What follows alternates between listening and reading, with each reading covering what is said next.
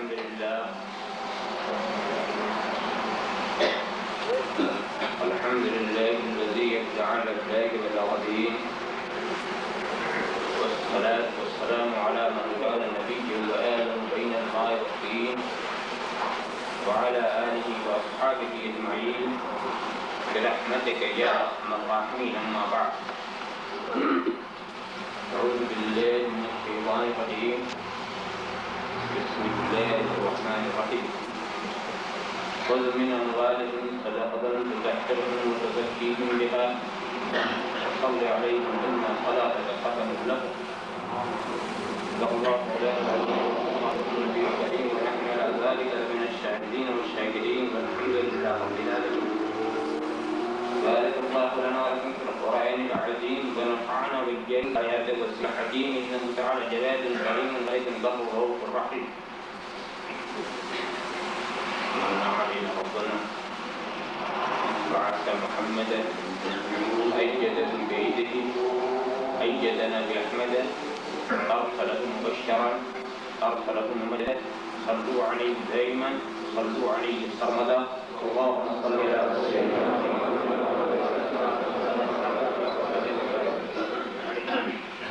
ادب والے زیر آسمان عرش نازک تک نفس گم کردہ می آیت جنید و بایزیدی جا و مستقاب رضا پیش را کے دی نماؤس اگر بخور دی تمام حبیب جہاں جاؤں وہاں نور ہدایت ہو تو کیا جہاں جاؤں وہاں نور ہدایت ہو تو کیا کہنا، تصور میں رخ پاک رسالت ہو تو کیا کہنا، نور ہدایت ہو تو کیا کہنا، تصور میں رخ پاک رسالت ہو تو کیا کہنا. مہک اٹھے ہیں میرے بوستانے دل کے گل بوٹے، مہک اٹھے ہیں میرے بوستانے دل کے گل بوٹے، میرے سرکار آنے کی عنایت ہو تو کیا کہنا، آنے کی عنایت ہو تو کیا کہنا.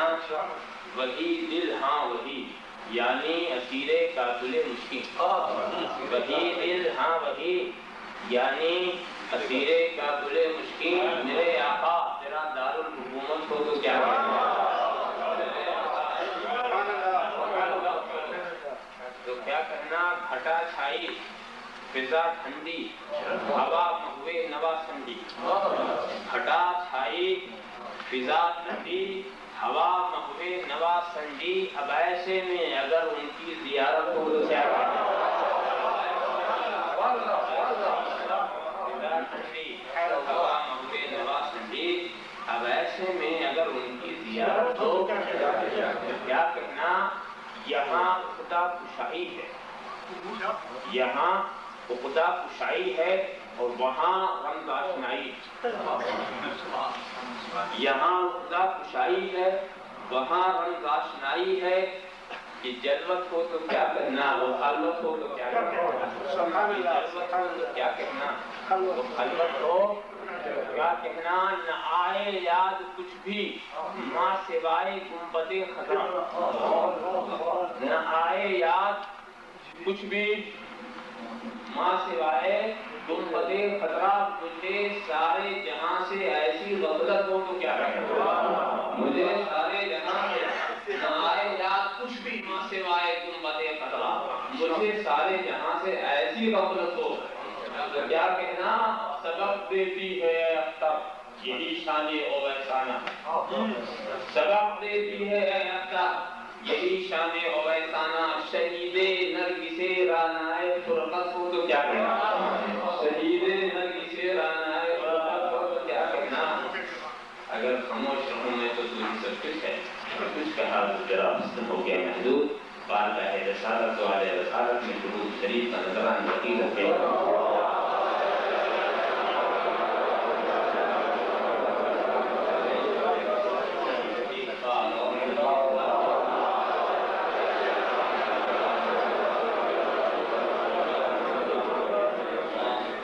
ایک بار اور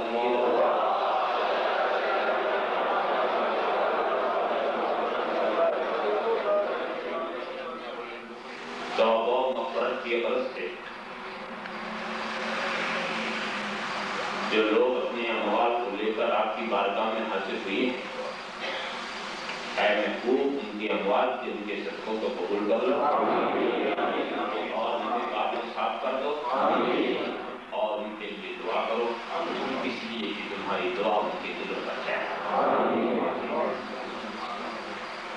میں نے قرآن کریم کی جس آیت کریمہ کی تلاوت کا شرف حاصل کیا ہے اس کا ایک مطلب تیز ترجمہ آپ کے سامنے رکھتے ہیں۔ خذ من اموالہم صدقۃ، ان کے صدقے کو قبول کر لو۔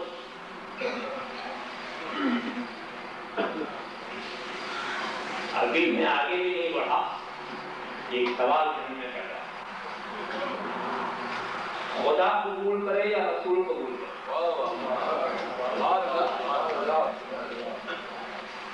ہماری ساری محنت تو اس لیے ہے کہ خدا قبول کرے۔ نماز پڑھتے ہیں دل میں آرزو ہے کہ خدا قبول کر لے، روزہ رکھتے ہیں خواہش ہے کہ خدا قبول کر لے، حج کرتے ہیں تمنا ہے کہ خدا قبول کر لے، زکات دیتے ہیں آرزو ہے کہ خدا قبول کر لے، کوئی بھی عمل خیر کرتے ہیں یہی اسی لیے کرتے ہیں خدا قبول کر لے، مگر خدا کیا ارشاد فرما رہا ہے محبوب تم قبول کرو، تم قبول کرو۔ یہیں سے اشارہ ملا کہ اگر ہمیں خدا کا مقبول بننا ہے تو اس سے پہلے رسول اللہ کا مقبول بننا پڑے گا۔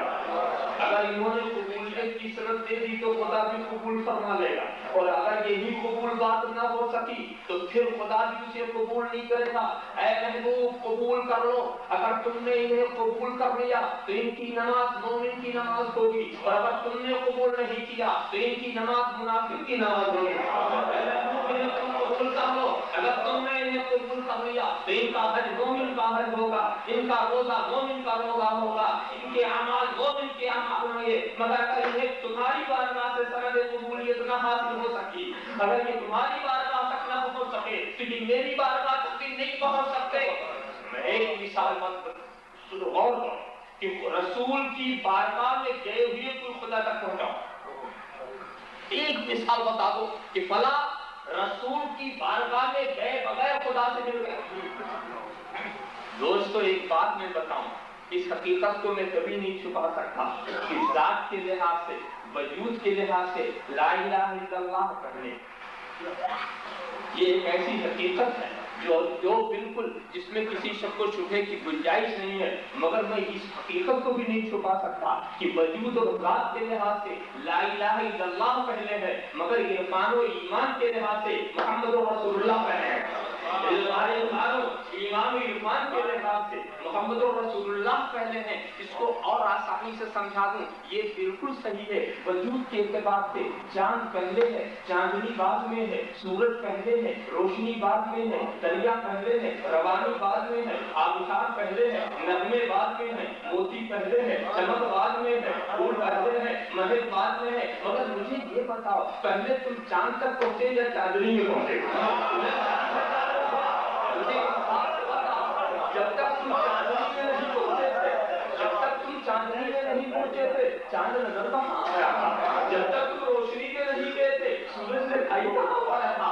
معلوم ہوا ادھر سے چلو تو سورج پہلے ہے، روشنی بعد میں ہے، چاند پہلے ہے، چاندنی بعد میں ہے، اور ادھر سے چلو تو چاندنی پہلے ہے، چاند بعد میں ہے، روشنی پہلے ہے، سورج بعد میں۔ اب مجھے بتاؤ ادھر سے آ رہے ہو یا ادھر سے جا رہے ہو؟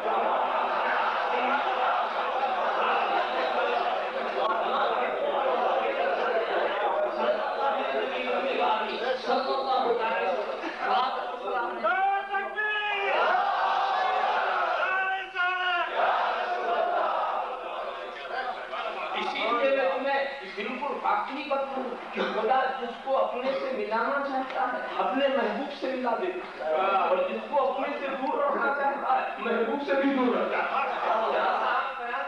جب فاروق اعظم کو خدا نے اپنے سے ملانا چاہا تو کعبے میں نہیں لے گیا، کعبے حرم میں نہیں لے گیا، مسجد حرام میں نہیں لے گیا، پہلے مصطفیٰ کی بارگاہ میں لے گیا، پہلے مصطفیٰ کی بارگاہ میں لے گیا۔ ذرا سا یہیں سے اچھی طرح سے سمجھتے چلے جا۔ اور دنیا ایک بات ہم پتہ ہے، جب خدا لے جا رہا تھا تو اس کی شان کچھ اور ہی تھی، جب خدا لے جا رہا تھا تو کس انداز سے فاروق اعظم جا رہے تھے؟ خدا کی قدرت لے جا رہی تھی، اچھے خیال سے نہیں تو برے خیال سے چلو، چلو میرے محبوب کے قریب۔ اچھا خیال ابھی نہیں پیدا ہو سکا تو برے خیال سے چلو، تلوار لے کر چلو، قتل کا منصوبہ لے کر چلو، رسول کو قتل کرنے کا پروگرام بنا کے چلو، چلو تو میرے محبوب کے پاس، چلو میرے محبوب کے پاس۔ جب محبوب کے پاس پہنچ گئے تو دنیا نے یہ بھی تو دیکھا تھا نا کہ عمر سوئے نبی ہے اور نظر سوئے عمر ہے، بڑی نگاہ مصطفیٰ کی زندگی سو گئی، بڑی نگاہ مصطفیٰ۔ اب دیکھو حضرت عمر کا ایک سفر وہ تھا جو رسول کی طرف جا رہا تھا، اور دوسرا سفر وہ ہے جو رسول خدا کی طرف پہنچا رہے ہیں، دوسرا سفر وہ ہے مگر جب رسول کی طرف جا رہے تھے تو ٹگمگاتے ہوئے جا رہے تھے، اور جب رسول نے خدا کی طرف پہنچایا تو صحابی بنا کے ہو گیا، صحابی بنا کے ہو گیا۔ وہاں ٹگمگانے کا سوال ہی نہیں ہے، وہاں ٹگمگانے کا سوال ہے تو خدا جس کو اپنے سے ملانا چاہتا ہے پہلے اپنے محبوب سے ملا دیتا ہے۔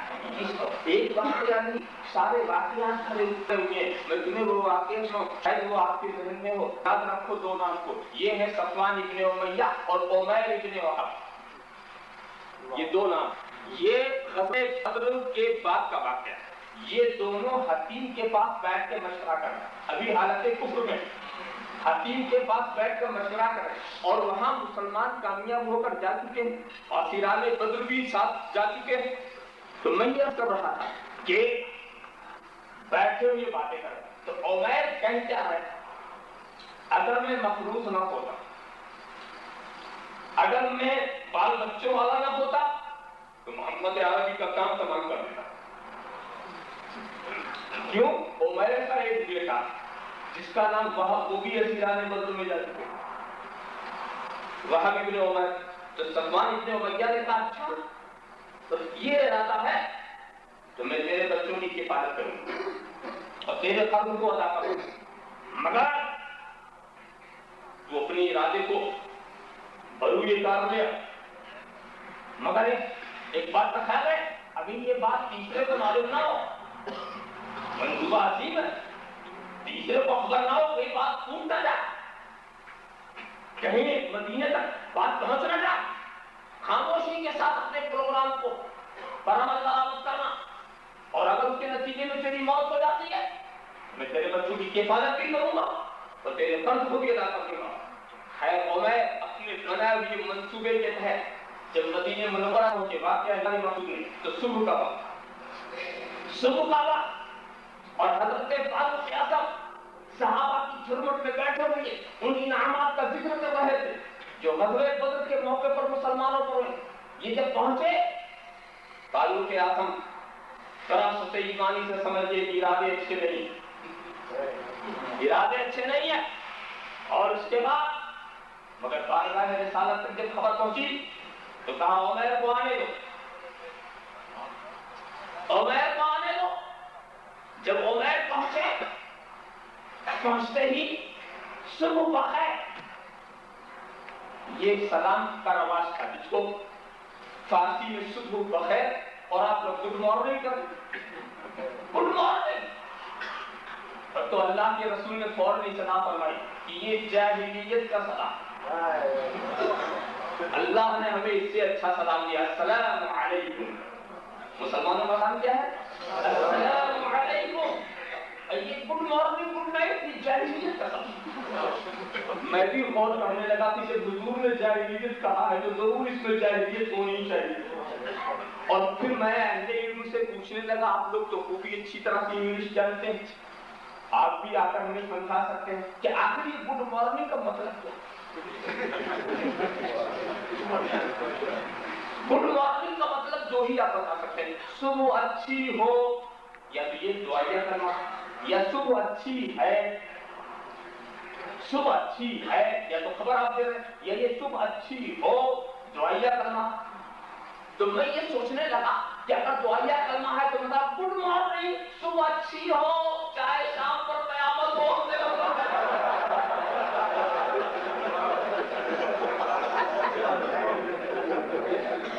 گڈ نائٹ رات اچھی ہو صبح جہنم میں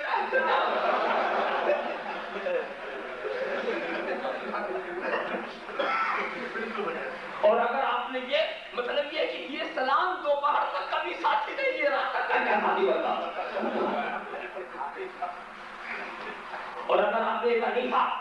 مقصد یہ ہے کہ گڈ مارننگ صبح اچھی ہے، گڈ نائٹ رات اچھی ہے. تم نے کہا کسی کے گھر میں ہو گئی میاں، آپ پہنچے رات کو گڈ نائٹ رات اچھی ہے ہو.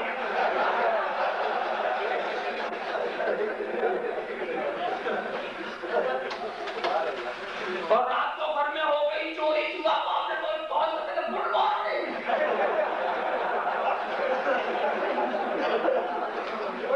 بڑی اچھی صبح ہے. اب کچھ عبادت کی ضرورت بھی نہیں ہے. میں سمجھتا نہیں کہ اسے سلام سمجھے گا یا گالی سمجھے گا. اگر دوستو اسلام کا سلام السلام علیکم، تم پر خدا کی سلامتی ہو. اگر کسی کے گھر میں کوئی میت ہو گئی، ہم نے جا کر کہا السلام علیکم، تم پر خدا کی سلامتی ہو. مطلب یہ ہے جو خدا نے ایک دیا تھا وہ 1000 دینے کی قدرت رکھتا ہے، بس اس کی سلامتی چاہیے، اس کی سلامتی چاہیے. اور اگر رات کو کوئی حادثہ ہوا، دن میں ہم نے جا کر کہا السلام علیکم، تم پر سلامتی ہو، فکر نہ کرو ساری دنیا مٹ جائے مگر اگر خدا کی سلامتی تمہارے ساتھ ہے تو کامیابی تمہارے لیے ہے، بہتری تمہارے لیے ہے، بہتری تمہارے لیے ہے، عظمت تمہارے لیے ہے، شرافت تمہارے لیے ہے، کرامت تمہارے لیے ہے. سلامتی چاہیے. مطلب یہ خدا کی سلامتی ہو تجھ پر، صبح کو بھی ہو، دوپہر کو بھی ہو، شام کو بھی ہو، دن کو بھی ہو، رات کو بھی ہو، دنیا میں بھی ہو، آخرت میں بھی ہو، قبر میں بھی ہو، پلزرات پر بھی ہو، میزان پر بھی ہو، جنت میں بھی ہو، جنت سے باہر بھی ہو. ایک ہی سلام ہم نے کیا تھا جنت تک کا ساتھی بن گیا. ایک ہی سلام ہم نے کیا تھا جنت تک کا ساتھی بن گیا. یہ گڈ مارننگ والا سلام کہتا ہے جو دوپہر تک کا ساتھی نہیں بنتا.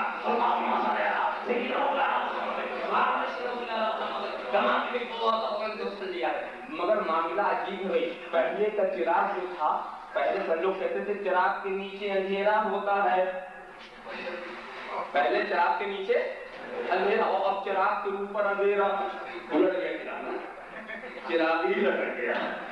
اب چراغ کے اوپر اندھیرا ہوتا.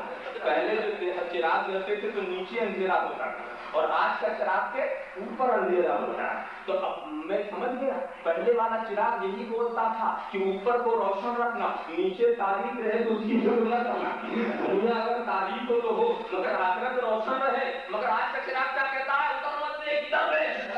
آج کا چراغ کیا کہتا ہے؟ دنیا کو روشن کر لے، عاقبت کی خبر خدا ہے. یا تو آرام سے گزرتی ہے، عاقبت کی خبر خدا جانے. حضور نے پوچھا عمیر کس لیے آئے؟ عمیر کس لیے آئے؟ کہا میں اپنے بیٹے کی رہائی کی درخواست لے کر. کہا عمیر سچ سچ بتاؤ کس لیے آئے؟ سچ بات نہیں، بس درخواست لے کر آیا. کہا اچھا تمہارے اور صفوان کے بیچ میں حکیم کے پاس یہ بات نہیں ہوئی؟ اس نے تمہارے بچوں کی کفالت نہیں لیا؟ اس نے تمہارے قرض کو ادا کرنے کا وعدہ نہیں کیا؟ ارے عمیر تم جس خیال سے آئے ہو تمہارے اور تمہارے بیچ میں خدا کا ارادہ ہے. اتنا سننا تھا کہ عمیر کا ذہن ہی پھر گیا. بات ہوئی تھی مکے میں، مدینے والے نے کیسے جان لیا؟ بات ہوئی تھی دو میں، اس تیسرے نے کیسے جان لیا؟ دل کے دریچے کھل گئے اور بڑا اشہد اللہ الہ الا اللہ وحدہ لا شریک لہ واشہد ان محمدًا عبدہ ورسولہ. دیکھیے جناب کلمہ پڑھ کر مشرف و اسلام ہو گئے. بتانا مجھے یہی تھا کہ جب تک رسول کے قریب نہیں ہوئے تو خدا کے بھی قریب نہیں ہوئے، اور جب رسول کے قریب ہو گئے تو خدا کی الہیت اور الوہیت پر ایمان لے آئے. اب سوچو ایک بات کا جواب اور دے کر آگے بڑھو. حضرت عمیر کے دل میں جو ایمان لانے کی تحریک پیدا ہوئی وہ کیوں؟ اسلام کی حقانیت جو ان پر واضح ہوئی تو کیا بات؟ وہ کون سی چیز تھی جو دل کے اندر محرک کر گئی کہ ایمان لاؤ؟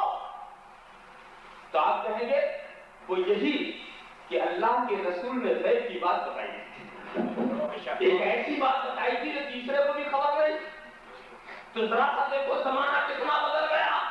پہلے رسول کے غیب کو مان کر لوگ مومن ہو گئے تھے، آج انکار کر کے ایمان کا دعویٰ کرتے ہیں. زمانہ اتنا بدل گیا.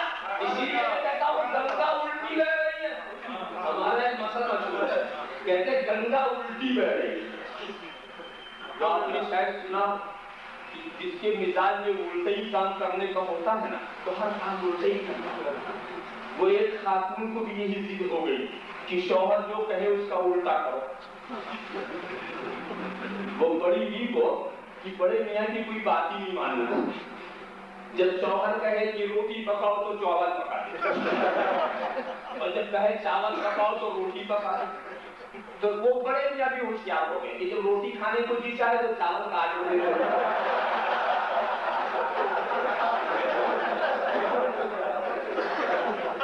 اور جب چاول کا جی چاہتا تھا تو روٹی کاٹ دیتے. مگر یہ الٹی گاڑی چلے تو کب تک چلے. تو ایک مرتبہ سوچا کوئی ایسی تدبیر ہو تو بڑا اچھا ہے کہ سانپ بھی مر جائے اور لاٹھی بھی نہ ٹوٹے. تو انہوں نے بیوی سے کہا کہ دیکھو برسات کا موسم ہے, ندی بہت پہاڑ کے اوپر ہے, بڑا سیلابی کیفیت ہے, تمہارا میں کا جو ہے ندی کی اس پار ہے, تم ابھی ادھر جانے کو مت سوچنا. تو بول کا میں تو آج ہی جاؤں. پھر دوسری بات تھا کہ تیرے باپ نے بھینس دیا تھا تجھے, اسے چھوڑ جانا. میرے باپ نے دیا میں تو چھوڑنے لگا. اب اس کے بعد لے کے چلے صاحب. جب دریا کے کنارے پہنچے تو اس عورت نے کیا کیا, بھینس کو تو دریا میں ڈالا, خود پیچھے سے دودھ تھام لیا اور اسی کے سہارے تیرتی ہوئی جا رہی تھی کنارے. جب بالکل بیچ دریا پہنچی تو بڑے بڑے چلاتے تم مت چھوڑنا.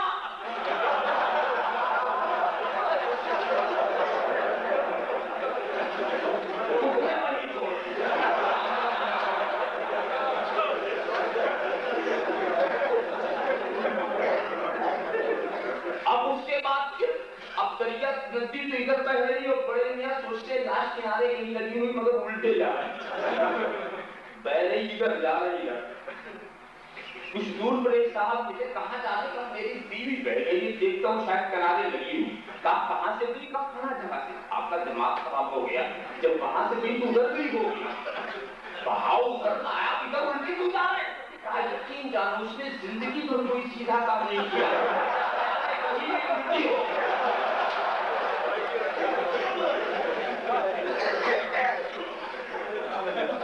تو اگر مزاجی ایسا ہو جائے کہ جو کام صالح سے ثابت نہیں کرے گے, مزاجی ہی ایسا ہو گیا کہ بزرگان دین سے یہ چیز ثابت تو نہیں کریں گے, مسلمین کی اتباع نہیں کریں گے, طریقے مسلمین سے ہٹ کر کے رہیں گے. ایسے کو سمجھانا بہت مشکل ہے. ایک وہ دور تھا کہ اللہ کے رسول کے علم و فضل کا اقرار کر کے لوگ ایمان کی دولت سے مشرف ہو رہے تھے. دنیا نے دیکھ لیا کہ پہلے خدا کا ولیہ ہے تو پہلے مصطفیٰ کی بنا. اے محبوب تم ان کو قبول کر لو, ان کو قبول کر لو اور ان کو پاک و صاف کر دو. وہ تو تطہرہم وہ تو تزکیہم, تطہیر بھی کرو تزکیہ بھی کرو. تطہیر نام ہے قالب کو پاک کرنے کا اور تزکیہ نام ہے قلب کو پاک کرنے کا. اے محبوب ان کے ظاہر کو بھی پاک کر دو اور ان کے باطن کو بھی پاک کر دو. دراصل کو پاک کرنے کی نسبت نبی کی طرف ہوئی تھی نہیں, پاک کرنے کی نسبت اور خدا ہی کے نام. میں اگر کہوں تو بات دوسری ہے کہ اے محبوب مجھے پاک کر دو, مگر خدا کہہ رہا ہے محبوب پاک کر دو. اے محبوب ان کو پاک کر دو. تو یہاں سے ایک سبق مل گیا دوستو, یہ مت سمجھ لینا کہ عمل سے کوئی پاک و صاف ہوتا ہے. عمل کرنے والوں عمل کرتے رہو, مگر یہ ضروری نہیں ہے کہ عمل کرنے سے تمہارا دل صاف ہو جائے, تمہارا قلب و قالب صاف ہو جائے. عمل جو ہے علم سے, اگر تم کو سمجھو کہ علم سے ہم پاک و صاف ہو جائیں گے, عمل سے ہم پاک و صاف ہو جائیں گے, نہیں, نہ کوئی علم سے پاک و صاف ہوتا ہے نہ عمل سے پاک و صاف ہوتا. اگر طہارت و تطہیر ملتی ہے, تزکیہ ملتا ہے, تو خدا کے فضل سے, رسول کی توجہ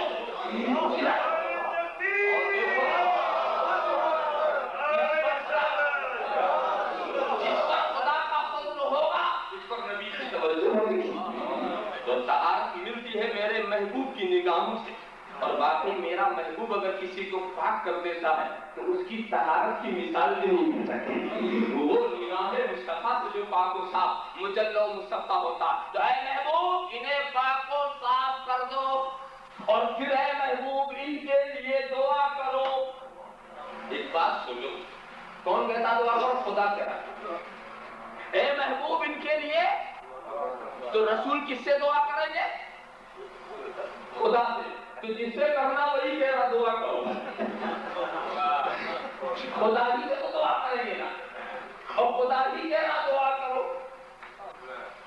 ارے بھائی ہم آپ کریں تو بات دوسری، ہم نبی اے اللہ کے رسول آپ ہمارے لیے دعا فرمائیں وہ بات دوسری، فاروق اعظم کہیں بات دوسری ہے، علی مرتضیٰ کہیں بات دوسری ہے، مگر خدا ہی سے دعا کرنا وہی کہہ رہا دعا کرو۔ بتائیے ذرا کہ خدا ان کی نجات چاہتا ہے، مغفرت چاہتا ہے، اپنے اکرامات کو نزول چاہتا ہے، مگر وہ یہ بھی چاہتا ہے کہ اے محبوب پہلے اپنے لب ہلا لو، پہلے اپنے لب ہلا لو، کم سے کم یہ اتنا تو سمجھیں گے جب تک محبوب کے ہونٹ نہیں ہلے تھے مغفرت نہیں ملی تھی، رحمت نہیں ملی تھی، نجات نہیں ملی تھی، تو دینا تو مجھے ہے، مگر جب تک تیرے لب نہیں ہلے کبھی نہ نہیں دوں گا۔ صلاۃ، اور ایک وجہ بھی بڑی کاری ہے، اتنا صلاۃ کا سبب ہے، اس لیے کہ تمہاری دعا ان کے دلوں کا چین ہے۔ ایک بات بتاؤ، کوئی ایسے نمازی کو لاؤ جو 80 سال کا ہو چکا ہو، بلکہ اس سے بھی زیادہ عمر کا ہو، ایک بھی نماز نہ چھوٹی، ملیں گے آپ کو ایسے نیک بندے ضرور ملیں گے، مگر اس نمازی سے پوچھنا کہ تم نے 70 سال 80 سال تک نماز پڑھی، نماز تمہاری سب قبول ہو گئی؟ تو کہا خدا جانے یہ تو مجھے نہیں پتا، میرا کام پڑھنا ہے، پڑھتا ہوں جیسا بنتا پڑھتا، اچھا نہیں معلوم۔ روزے لاؤ، تمہارے رمضان کا کوئی روزہ نہیں چھوٹا، قبول ہو گیا؟ کہا خدا جانے۔ حاجیوں کئی حج کر کے آ گئے، کیا تمہارا حج قبول ہو گیا؟ خدا جانے۔ زکات دینے والوں کیا تمہارا یہ عمل قبول ہو گیا؟ خدا جانے۔ معلوم ہے، پتا یہ چلا کہ عبادت سے دل کو اطمینان ضرور ملتا ہے، مگر کچھ نہ کچھ دغدغہ باقی رہتا ہے، اتنا تو اندیشہ رہتا ہی ہے کہیں ایسا نہ ہو کہ یہ قبول نہ ہوا ہو، اتنا تو دوشہ باقی ہی رہتا ہے۔ معلوم ہے عبادت سے کامل سکون نہیں مل سکتا، کامل تسکین نہیں مل سکتی، ایک اندیشہ رہے گا کہ ہو سکتا ہے خدا کی بارگاہ میں جب یہ اعمال پیش ہوں تو وہ اس کی بارگاہ کے لائق ہی نہ ہو، یا اس کے اندر کوئی کمی ہو، یا اس کے اندر کوئی اور بات آ گئی ہو جس کی وجہ سے وہ عبادت قابل قبول نہ ہو۔ تو اے محبوب یہ زندگی بھر عبادت کرتے رہیں گے، مگر ان کی عبادتوں سے ان کو چین نہیں ملے گا، اس لیے کہ انہیں اندیشہ رہے گا کہ یہ قبول ہوئی کہ نہیں قبول ہوئی۔ تم دعا کر دو، تم دعا کر دو، وہ سمجھ لیں گے کہ ہمارا عمل نامقبول ہوگا، رسول کی دعا نامقبول نہ ہوگی، رسول کی دعا نامقبول نہ ہوگی۔ تو اے محبوب ان کے لیے دعا کر دو، تمہاری دعا ان کے دلوں کا چین ہے، تمہاری دعا ان کے دلوں کا قرار ہے، تمہاری دعا ان کے دلوں کا سکون ہے۔ رات آپ خیال کرتے چلے جا اسی، مگر ایک بات میں بتاؤں، دیکھو نبی سے کیا کہا جاتا، صلی علیہم، صلی علیہم، ان پر رحمت نازل کرو، ان پر درود بھیجو، صلی علیہم۔ اور ہم سے کیا کہا جاتا، صلو علیہ، ہم سے کیا کہا جاتا، دیکھیے ہم سے کہا جاتا صلو علیہ، نبی پر درود بھیجو، اور نبی سے کہا جاتا صلی علیہم، ان پر درود بھیجو۔ اب پتا چل گیا کہ ہمارا درود ان کے لیے، ان کا درود ہمارے لیے، ہمارا درود ان کے لیے، ان کا درود ہمارے لیے۔ راستہ دیکھو، اور ایک بات اور غور کرنے کی بات ہے، یہ نبی کو 2 حکم ملا، ہمیں 2 حکم ملا اور نبی کو ایک ہی، ہمیں 2 حکم ملا، صلو علیہ وسلموا، ہمیں 2 حکم ملا، کیا؟ صلو بھی اور سلموا بھی، درود بھی بھیجو، سلام بھی بھیجو۔ اور نبی سے کیا کہا، صلو علیہ، صلی علیہ، صلی علیہ میں ایک ہی لفظ ہے، صلی وسلم کا لفظ نہیں ہے کہ صلی وسلم علیہ میں، صلی علیہ۔ اور ہمارے لیے کیا کہا، صلو بھی ہے، سلموا بھی ہے۔ اچھا خدا نے اپنے لیے کیا ارشاد فرمایا، ان اللہ وملائکتہ یصلون علی النبی، خدا اور ملائکہ درود بھیجتے ہیں، خدا اپنی شان کے لائق، ملائکہ اپنی شان کے لائق درود بھیجتے ہیں نبی پر، تو یہ سلونا کا لفظ ہے، وہاں بھی سلام کا لفظ نہیں. ان اللہ وملائکتہ یصلون علی النبی ویسلمونہ، یہ نہیں. سلام کا لفظ ہے، سلام کا لفظ نہیں ہے.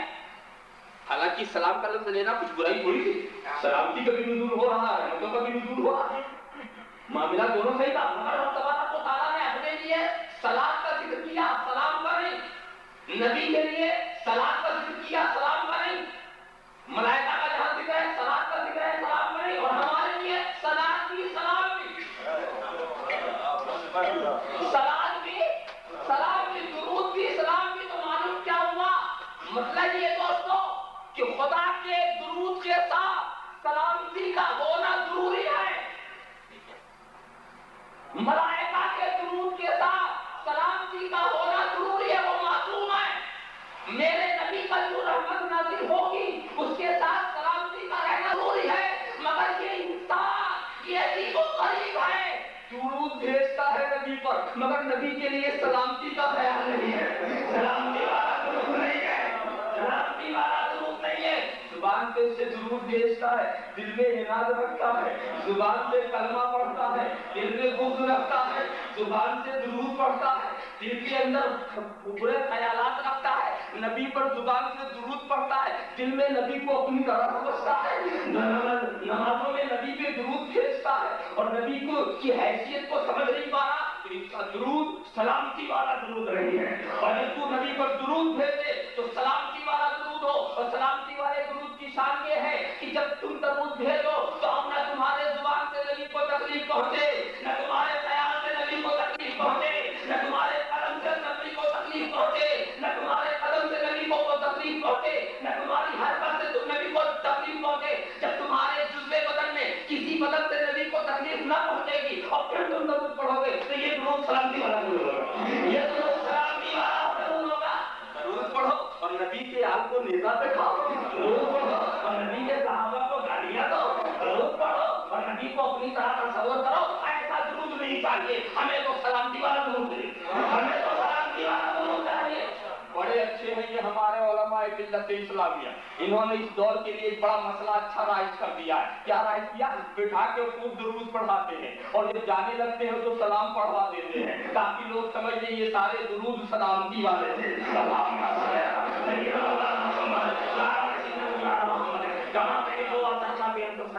مگر جس کے دل میں سلامتی نہیں ہے وہ درود تو پڑھ لیتا مگر سلام سے ضرور بھاگتا ہے.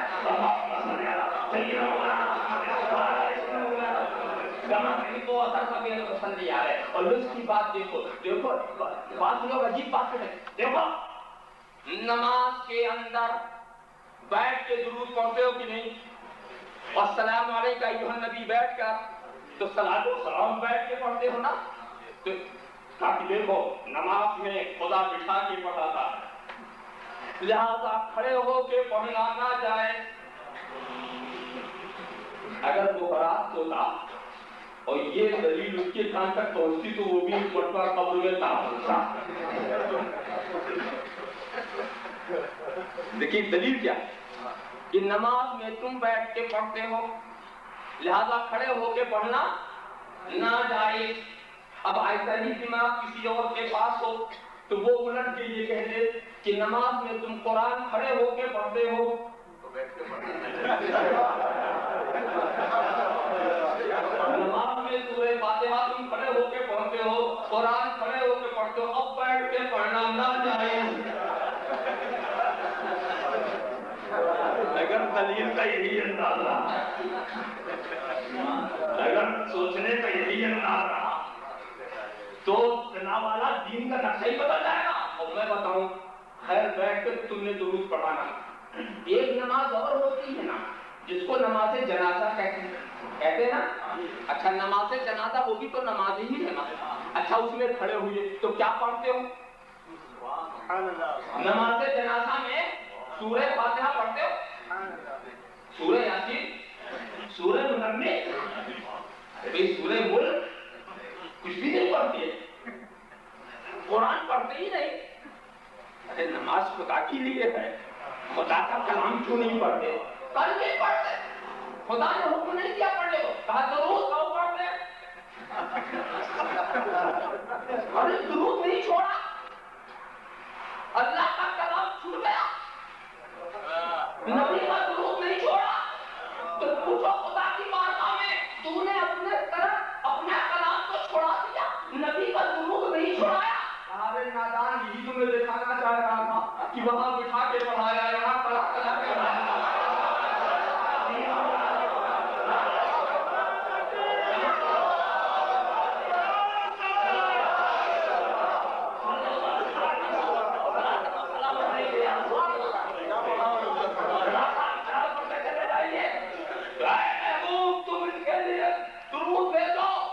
ان کے لیے دعا کرو، ان پر رحمتوں کا نزول کرو، اس لیے کہ تمہاری رحمت جو ہے ان کے دلوں کا چین ہے، وہ نافذ سے کرو، صاحب تیری خامہ تیرا، دم میں جو چاہے کرے دور ہے شاہ تیرا، دم میں جو چاہے کرے دور ہے شاہ تیرا، وَلَوْ أَنَّهُمْ مِنْ ظَلَمُوا أَنفُسَهُمْ جَاءُوكَ فَاسْتَغْفَرُوا اللَّهَ وَاسْتَغْفَرَ لَهُمُ الرَّسُولُ لَوَجَدُوا اللَّهَ تَوَّابًا رَحِيمًا۔ یہ اپنے نفسوں پر ظلم کرنے والے، اے محبوب جاؤکا تیرے پاس آئیں، ظلم کرے اپنے اوپر، خدا سے مغفرت کے لیے کہاں آئے؟ جاؤکا تیرے پاس آئیں، اور پھر اس کے بعد یہاں آ کر خدا سے مغفرت چاہیں۔ خدا تو ہر جگہ کی سنتا ہے، نبی کے یہاں جانے کی ضرورت کیا ہے؟ خدا تو ہر جگہ کی سنتا ہے، مگر نہیں، اے محبوب مجھے بھی پکارے تو یہاں پکارے، میرے آگے ہاتھ اٹھائیں تو یہاں اٹھائیں، اور پھر کیا کرے؟ خدا سے مغفرت چاہیں، مگر اسی پر بات ختم نہیں ہوگی، وَاسْتَغْفَرَ لَهُمُ الرَّسُولُ، اور رسول بھی ان کے لیے دعائے مغفرت کرے، رسول بھی ان کے لیے دعائے مغفرت کرے، تو اب خدا ان کے لیے تواب ہوگا، ان کے لیے رحیم ہوگا۔ اس میں راز کی بات بتا دوں، اس لیے کہ جو خدا کا گنہگار ہے وہ مصطفیٰ کا بھی گنہگار ہے، جو خدا کا فرما بردار ہے وہ مصطفیٰ کا بھی فرما بردار ہے۔ تو دیکھو، جو خدا کا مجرم ہے وہ مصطفیٰ کا مجرم ہے، تو اگر مسجد میں گئے تو خدا کے در پہ پہنچے، مصطفیٰ کے در پہ نہیں پہنچے، اگر کعبہ میں گئے تو خدا کی بارگاہ میں پہنچ گئے، مصطفیٰ کے مجرم دونوں کے ہو، تو ایسی جگہ چلے جاؤ جو مصطفیٰ کا بھی در ہو، خدا کا بھی در ہو، جو مصطفیٰ کا در ہو اور خدا کا بھی در ہو، جاؤکا تیرے پاس آئیں، اور اس کے بعد جب اے محبوب تم ان کے لیے دعا کرو گے تو ہم سمجھ لیں گے تو نے اپنے مجرم کو معاف کر دیا، اور جب تو نے اپنے مجرم کو معاف کر دیا لَوَجَدُوا اللَّهَ تَوَّابًا رَحِيمًا، اور اللہ بھی معاف کر دے گا، اللہ بھی ان کی توبہ قبول فرما لے گا۔ ایک بات بتاؤ، ظلم کی کوئی انتہا ہے؟ کتنا ظلم لوگ کرتے ہیں؟ ظلم کے بہت سارے معنی کہتے ہیں کہ ظلم وَضَعُ الشَّيْءِ فِي غَيْرِ مَحَلِّهِ، ایک چیز جہاں رکھنی چاہیے وہاں مت رکھو، الٹا رکھ دو، یہی ظلم۔ کیا مطلب؟ ٹوپی پہننا چاہیے سر میں، پہن لو پیر میں، یہ ظلم ہے۔ جوتا رکھنا چاہیے پیر میں، رکھ لو سر پر، یہ ظلم ہے۔ پہناوا پہن لو اوپر، کرتا پہن لو نیچے، یہ ظلم ہے۔ تو جو چیز جہاں کی ہے اس کو وہی رہنے دو۔ معلوم ہوا کہ جو جہاں کا جو عقیدہ جس طرح ہونا چاہیے اس کے خلاف ہوا تو ظلم ہے، جو عمل جس طرح ہونا چاہیے اس کے خلاف ہوا تو ظلم ہے۔ تو ظلم تو برابر آپ کر رہے نا، اور ظلم جب کرو تو میں جاؤکا، یہ بھی نہیں کہا کہ مسجد نبوی میں آئے، جاؤکا تیرے پاس آئے، تو ظلم کی انتہا تو نہیں ہے نا، جب جب ظلم کرو تو جاؤ، مگر کیا ہر وقت پہنچتے ہو؟ ہم نے تو حاجیوں کے لیے بھی کہا، حاجیوں کے لیے کیا ہے؟ ان استطاع الیہ سبیلا، حج کا فرض ہے جب وہاں تک جانے کی استطاعت ہو، جب وہاں تک جانے کی استطاعت ہو تب فرض ہے، مگر یہاں یہ نہیں کہا کہ نبی کی آواز اس وقت جاؤ جب استطاعت ہو۔ بہت باریک نقطے کی طرف لے آؤ، نبی کے پاس جانے کے لیے استطاعت کی شرط نہیں، استطاعت ہو جب بھی جاؤ، استطاعت نہ ہو جب بھی جاؤ، پر چلیے ظلم کرو تو جاؤ، ظلم کرو تو جاؤ، मुश्किल में फंस गए, इसलिए कि बार बार जाने का मौका कहाँ मिलता, और जुल्म तो सुबह शाम लोग करते रहते हैं। हैरानी की बात है। मगर कुर्बान जाओ तबारक व तआला के कदर पर। देखो, अगर कुरान दो जवाब मैं देता हूँ। एक तो जवाब ये है कि दिल पे दिलदार की हर वक्त नजर रहती है, दिल पे दिलदार की हर वक्त नजर रहती है, उनकी सरकार में कुछ भी नहीं नीयत के सिवा। क्या मतलब? अगर तुम दूर हो, मगर अगर तुम्हारी तवज्जो महबूब की तरफ है तो वो महबूब तुम्हारे करीब है, वो महबूब तुम्हारे करीब है, तो उनका तसव्वुर जमा कर उनका वसीला लेकर दुआ करोगे तो ये न समझना कि मुस्तफा के दर से दूर हो गए दुआ कर रहे हो, बल्कि करीब हो गए। लिहाजा ये तुम्हारे पास था, अब मौजूद हो गए, आप ख्याल करें। एक तो ये, और इसको आप आजमाते हैं, देखते हैं कि दूर का भी वही सवाब होता है, मगर तवज्जो काबिल होनी चाहिए। हज करने गए, हाजरे अस्वद को बोसा देते थे, जो करीब हुए होंठ से दे लिया, जिन्होंने होंठ नहीं पहुंचा उन्होंने हाथ लगा के हाथ चूम लिया, जिनका हाथ नहीं पहुंचा लाठी लगा करके वो छड़ी को चूम लिया, ये भी नहीं पहुंचा तो इशारा करके इशारों को चूम लिया, और सवाब सबको चूमने का मिल रहा। जिसका हाथ पहुंचता उसे भी, जिसका होंठ पहुंचता उसे भी, वे इशारा है। इसलिए कि दूर तो जरूर है मगर तवज्जो है, लव लगी हुई है, जो लव लगी हुई है तो दूरी नहीं, यहाँ तो दिल की दूरी है। देखो, अबू लहब का मकान मेरे रसूल से सिर्फ एक दीवार का फासला रखता था, मगर अबू लहब कितना दूर था मैं समझा नहीं सकता, और ओवैस यमन में थे मगर कितना करीब थे मैं समझा नहीं सकता। मालूम दिल पे दिलदार की हर वक्त नजर रहती है, उनकी सरकार में कुछ भी नहीं नीयत के सिवा। और एक और राज की बात मैं तुम्हें बताता चलो। दूसरा जो ये तो एक आरिफाना और आशिकाना जवाब था, मगर मैं तुम्हें आलिमाना जवाब की तरफ तवज्जो ले चलूं कि आलिमाना जवाब क्या। देखो, अगर ये कहा जाता, बड़ा अच्छा हुआ जो ये कहा कि मत जाऊ का महबूब के पास आओ, अगर इस्तिग़फ़ार के लिए ये शब्द लगा दी जाती काबा में आओ, तो बगैर काबा गए काम न बनता।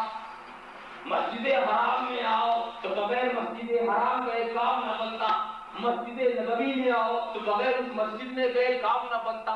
सफा और मरवा पर आओ तो बगैर वहां गए काम न बनता। इसलिए कि सफा और मरवा का कोई वारिस नहीं, काबे का कोई जानशीन नहीं, मस्जिद हराम का कोई नाइब नहीं, इसलिए हमें वहीं जाएंगे तो भी काम बनेगा। मगर आज जाऊंगा ए महबूब तेरे पास आए, तेरे पास आए। अब तेरे पास आना चाहे इसालतन आ जाए, चाहे नियाबतन आ जाए, चाहे जिस तरह से आ जाए, तो सुनो, नबी के पास पहुंच सको तो पहुंच सको, और ना पहुंच सको तो ये पूरी धरती नबी के नाइबीन और वारिसीन से भर दी गई है, भर दी गई है। तो किसी के दर पर जाओगे वो दर पर रसूल होगा, वो दर पर रसूल होगा।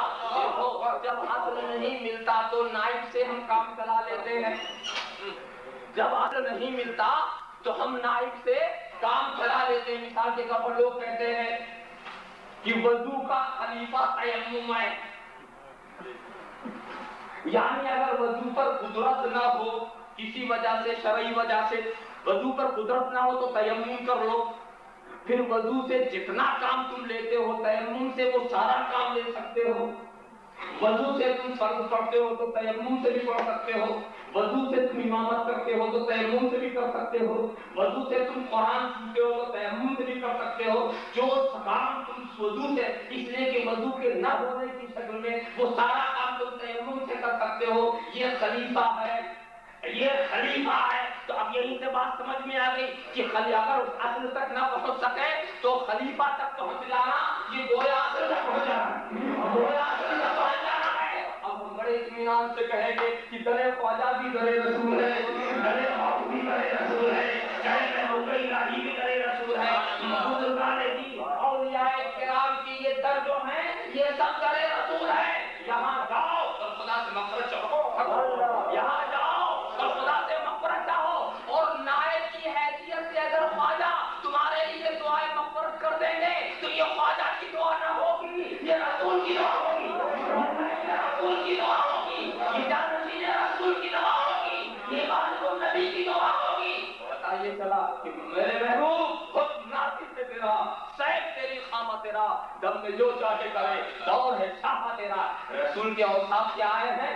وَيُحَرَّمُ عَلَيْهِمُ الْخَبَائِثَ، یہ میرا رسول ان پر خبیث چیزوں کو حرام فرماتا ہے۔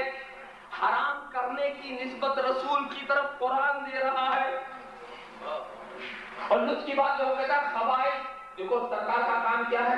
دو باتیں بتانا، ایک تو یہ بتانا یہ ہے چیز خبیث اور یہ چیز ہے طیب، یہ ہے اچھی یہ ہے بری، تو اچھی کو حلال فرما دیا اور جو برے ہو کو حرام فرما دیا۔ تو نبی ہی کا کام ہے، اس لیے کہ کسی چیز کی برائی ہم اپنے عقل سے نہیں سمجھ سکتے، یہ نبی ہی آپ کو وضاحت کرتے ہیں یہ اچھی چیز ہے یہ بری چیز ہے۔ تو جو اچھا اسے حلال کیا، جو برا اسے حرام کا سنا، اور نبی جس کو برا کہتے ہیں اسے تمہیں برا ماننا پڑے گا، اور نبی جسے اچھا کہہ دیں اسے تمہیں اچھا کہنا پڑے گا۔ اس کو ہم نے دیکھا کہ نبی نے جس کو اچھا کہا ایسے دور میں جبکہ ساری دنیا برا کہہ رہی، ساری دنیا، یہ عورتیں، یہ صنف نازک، ان پر کتنے مظالم ڈھائے دنیا نے۔ میں آپ کو بتاؤں، افلاطون جیسا دماغ کا انسان وہ کہتا تھا کہ آج تک میری سمجھ ہی میں نہیں آیا کہ عورتوں میں روح ہوتی ہے کہ نہیں، وہ افلاطون بن گیا، اتنی سمجھی۔ ایک مرتبہ خانہ عروسی سجائے گا جس میں دلہن اتاری جاتی، اور اس پر کسی نے نیک خالی کے طور پر ایک بورڈ لگا دیا، اندر برائی کے آنے کی اجازت نہیں، اندر برائی کے آنے کی اجازت نہیں۔ تو پوچھا یہ کس، تو کسی اس دور کے بہت بڑے حکیم نے پوچھا یہ کمرہ کس لیے سجایا گیا؟ کہا دلہن اتارنے کے لیے۔ کہا عورت سے بڑھ کے برائی کون ہے؟ اسی لیے سجایا گیا تو کہتے ہو برائی کے آنے کا اجازت نہیں ہے۔ دیکھا یہ دور تھا، مگر دوستو جب میرے رسول نے ان عورتوں کو مقام نہیں دیا، ان کے افتخار کو بلند کیا، ساری دنیا میں اس کو حق نہیں دیا جا رہا تھا، نبی نے حق دیا۔ اور ذرا سا دیکھو حق دینے کا انداز کیا، قربان کیا قرآن کے انداز ہے، بلی طریقہ بڑے ذکر مطلب حج الانسیائی، مرد کے لیے دو عورتوں کے برابر حصہ ہے۔ دیکھو مرد کے لیے دو عورتوں کے برابر حصہ ہے، یہ بھی تو کہا جا سکتا تھا عورت کے لیے ایک مرد کا آدھا حصہ ہے،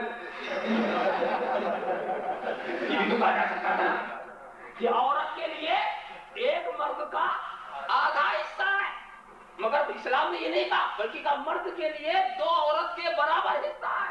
کیوں؟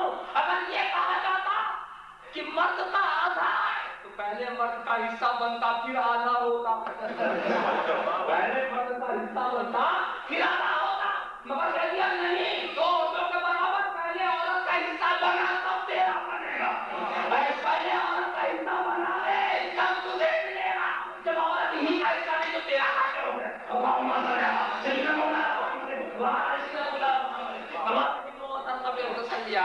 دیکھا ہم نے تو جب اچھا کہا، مگر ایک بات میں بتاؤں اس کی بھی لمٹ لگا دی ہے نا سرکار نے، کہاں تک اچھا؟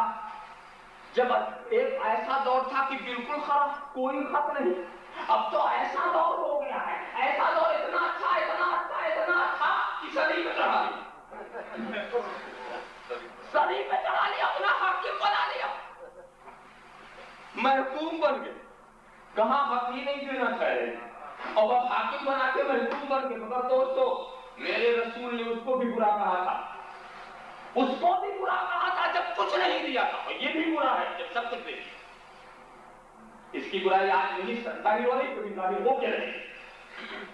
ایسے ہی شراب، وہ کون سی محفل ہے جس میں اسے اچھا نہیں کہا گیا؟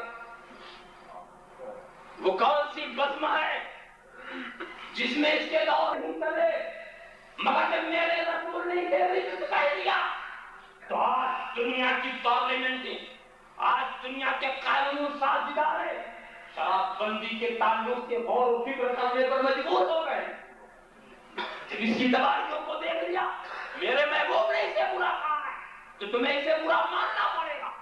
محبوب نے جسے اچھا کہا وہ اچھا ہے، اور جسے برا کہا سنو، دنیا کی پارلیمنٹ کے اندر اگر کوئی قانون بن رہا ہو تو یہ مت سمجھ لینا کہ یہ پارلیمنٹیں تمہیں قانون دے رہی ہیں، نہیں، یہ ہمارا قانون ہے جسے اپنایا جا رہا ہے، یہ ہمارا۔ اسلام سے پہلے عورتوں کے حق کے بارے میں کس نے سوچا؟ اسلام سے پہلے شراب بندی کے بارے میں کس نے سوچا؟ یہ اسلام کا دیا ہوا قانون ہے۔ یاد رکھو، ابر کے مقدر میں ظلمت ہے، ابر کی قسمت میں تاریکی ہے۔ اب ابر کا کوئی حصہ چمکتا ہوا نظر آئے تو یہ پیچھے چمکنے والے آفتاب کی چمک ہے، یہ اس کی چمک نہیں ہے۔ تو دنیا کی پارلیمنٹوں کا مقدر تاریکی ہے، اب اگر وہاں کوئی چمک نظر آئے تو یہ پیچھے چمکنے والے اسلام کی روشنی ہے، یہ اسلام کی دین ہے، یہ اسلام کا قانون ہے جسے تم دھیرے دھیرے اپنا رہے ہو۔ جس کو میرا رسول اچھا کہہ دے، مگر ہم بتاتے ہیں دوستو، زمانہ اتنا خراب ہو گیا کہ عورتوں کو جب کوئی وقت نہیں تھی تب تو یہ دبی ہوئی تھی، مگر جب اسلام نے کچھ گنجائش پیدا کی تو اب تو بعض ممالک میں عورتیں ایک مطالبہ کر رہی ہیں کہ جیسے مردوں کو طلاق کا حق ہے ہمیں بھی ملنا چاہیے۔ میاں صاحب جب غصے میں آتے ہیں طلاق دے دیتے ہیں، تو اگر ہم کو حق ملا ہے تو یہ بیوی بلی بنے رہیں گے، خاموشی کے ساتھ اطاعت ہو جائیں گے۔ حالانکہ دیکھو عورتوں کو حق اسلام نے نہیں دیا ہے، اور یہی بات اچھی ہے۔ اگر عورتوں کو حق مل جائے تو یہ عورتوں کے لیے برا ہے، عورتیں سمجھتے ہمارے لیے اچھا ہے، ہم تو کہتے برا ہے، عورتوں کے لیے برا ہے۔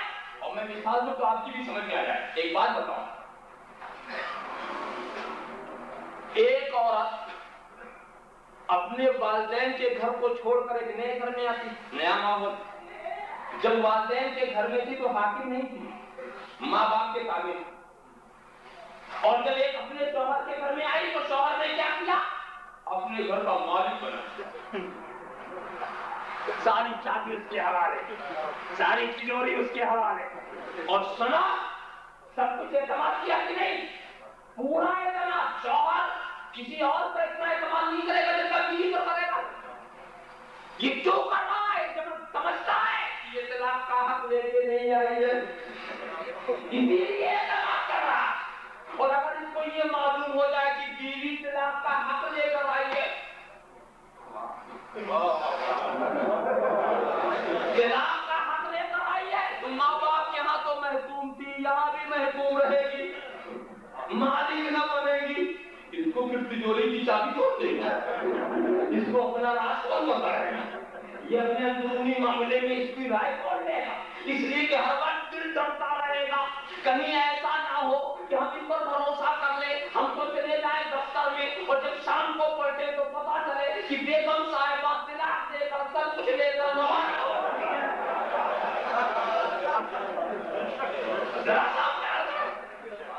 تو معلوم ہوا کہ ماں باپ کے گھر میں بھی وہ خادمہ کی حیثیت تھی اور شوہر کے گھر میں بھی وہ خادمہ کی حیثیت، ایک نوکرانی ایک چاکر کی حیثیت ہوگی۔ اسلام نے تو چاہا تھا کہ شوہر کے گھر میں تم ملکہ بن کے رہے اور تم بھی رات میں کا حق لے کر کے نوکر بن کے رہنا چاہتی ہے، چاکر بن کے رہنا چاہتی ہے۔ سچی بات ہے، جس کو میرے محبوب نے اچھا کہا ہے وہی اچھا ہے، اور جسے وہ برا کہتے ہو برا ہے۔ اللہم صلی اللہ علیہ وسلم کما تحب وترضى صلی علیہ ناؤ کی تیرا سیف تیری خامہ تیرا دم میں جو چاہے کرے دور ہے چاہ تیرا۔ آج میں رسول کے تشریحی اختیارات کے تعلق سے آپ کی توجہ احادیث کریمہ کے چند اورات کی طرف لے چلوں گا۔ ذرا سا دیکھو، بہت ہی آسان انداز سے بیان کرنے کی کوشش کروں گا کہ نبی کی اختیار، نبی کی شوقت کو دیکھو، نبی کی شان و شوقت کو دیکھو کہ رب تبارک و تعالیٰ نے کس قدر اختیار تفویض فرمایا ہے۔ نبی کے پاس ایک صاحب آ گئے، کب واقعہ یہ تھا کہ نبی نے کہا آئے لوگوں حج فرض ہے۔ وہ لوگ بھی بڑے نیک پڑے، نیکی کی طرف ان کا دل کیسا اچھلتا، اے لوگوں حج فرض ہے۔ تو نبی نے کہا، تو ایک صاحب کھڑے ہو گئے، اے اللہ کے رسول کیا ہر سال؟ اگر حضور ہاں کر دیتے تو کیا ہوگا؟ تو نبی نے کیا جواب دیا؟ یہ نہیں کہا کہ نہیں ہر سال نہیں، بس زندگی میں ایک بار، عمر میں ایک بار، یہ نہیں کہا بلکہ اگر میں ہاں کہہ دوں تو ہر سال ہو جائے۔ جواب بھی مل گیا، اب اختیار بھی ظاہر ہو گیا. اگر میں ہاں کہہ دوں دیکھا یہ ہے نبی کی ہاں، اگر کسی بات پر ہاں کہہ دیں تو فرض ہو جائے اور نہیں کہہ دیں تو حرام ہو جائے. کتنی زوردار ہے نبی کی ہاں، کتنی طاقتور ہے نبی کی نہیں. ایک بات بتاؤ، اگر کوئی حرام چیز ہو ہم سب مل کر کے ہاں ہاں کریں تو حلال ہو جائے، اور اگر کوئی حلال ہو ہم لوگ نہیں نہیں شور مچائے تو کیا نہیں ہو جائے، حرام ہو جائے. ارے میں بتاؤں نبی کی ہاں کو ایک طرف رکھو اور ساری کائنات کی ہاں ایک طرف. ساری کائنات کو کیا نبی کی ہاں کے برابر ان کی ہاں ہو سکتی ہے؟ ارے جب تم سب مل کر نبی کی ہاں کے برابر نہیں ہو سکے تو پورے نبی کی ہاں کیسے ہوگا؟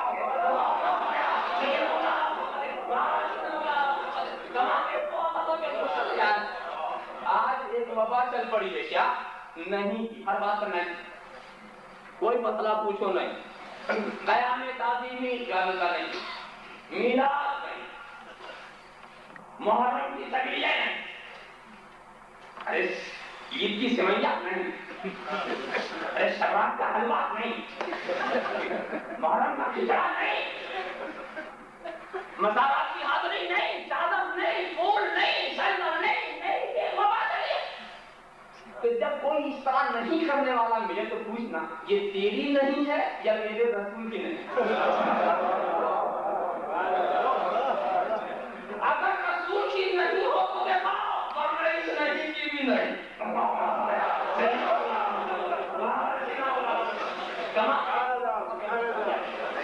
وہ رسول ہے جس کی نہیں خالق میں الہی ہے، وہ رسول ہے جس کی ہاں خالق میں الہی ہے. میں آپ اپنا سے جواب سیف تیری خام تیرا دم جو چاہے کرے جاؤ کے ساتھ. وہ واقعہ آیا تو نبی کو تراویح کی جماعت بہت پسند. تراویح کی جماعت شروع فرمائی، دوسرے دن شروع ہو گیا، نبی نے جماعت کرائی، اللہ کے رسول نے جماعت کرائی، دوسرے دن اور بگڑ گئی، تیسرے دن جگہ نہیں. نبی نے دیکھا ذوق و شوق کے ساتھ لوگ شریک ہو رہے، چوتھے دن خود ہی نہیں آئے نہیں آئے. اور اس کے بعد فجر کی نماز میں شریک ہوئی، لوگ اپنی اپنی پڑھ کے چلے تراویح. پھر نبی نے کہا مجھے معلوم ہے تم میرا انتظار کر رہے ہو، مگر میں اس لیے نہیں آیا کہ کہیں میرے کمرے سے یہ واجب نہ ہو جائے، تم مشقت میں نہ پڑ جاؤ. پتا چلا کہ نبی کا قول بھی قانون الہی ہے اور نبی کا فعل بھی قانون الہی ہے. کسی چیز کو مسلسل کرتے چلے گا تو واجب، تو نبی کے کرنے سے چیز واجب بنتی ہے نا. اچھا اگر بندہ کر غیر نبی امتی کوئی چیز مسلسل کرے تو کیا واجب ہو جائے؟ نہیں ہوگی نا.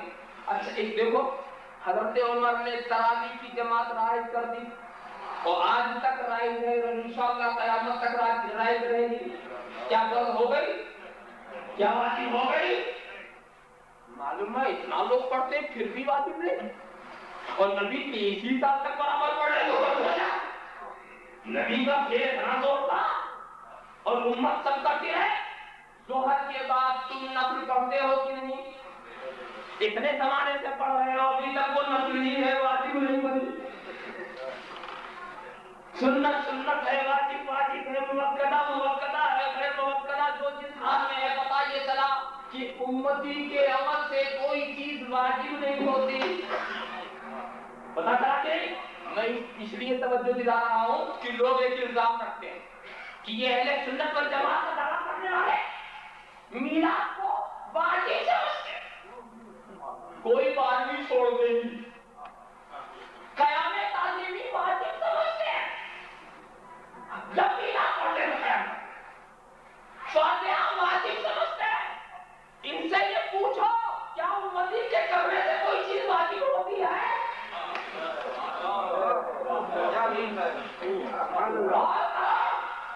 امتی کے فعل سے کیا کوئی چیز واجب؟ اور میں تو ان کو جو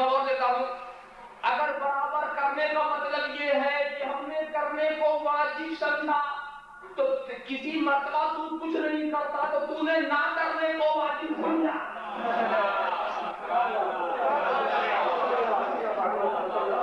ہم نے اگر کرنے کو واجب سمجھا تو تو نے تو نہ کرنے کو واجب سمجھ لیا.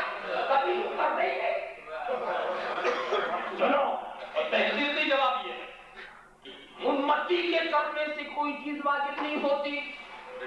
یہ نبی کا فعل ہے. اب اگر ہمارے کرنے سے یہ واجب ہے تو کیا تو ہمیں نبی سمجھتا ہے؟ آیا تھا راستہ دکھانے کو بھی کلمہ پڑھنا پڑ رہا ہے.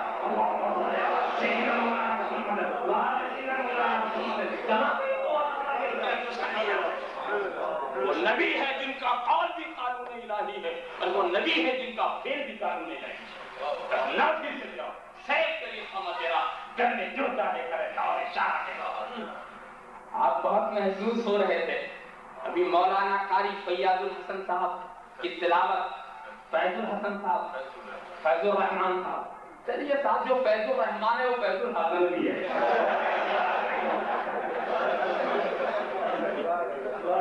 نام ایسا رکھو کہ کوئی غلط بھی بولے تو صحیح ہو.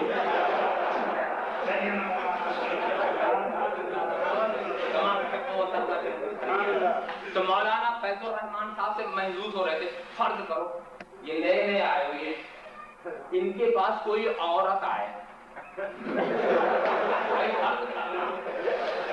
آگے بات اور آتا کہ اے مولانا میں نے ایک منت مانی. کیا منت مانی ہے؟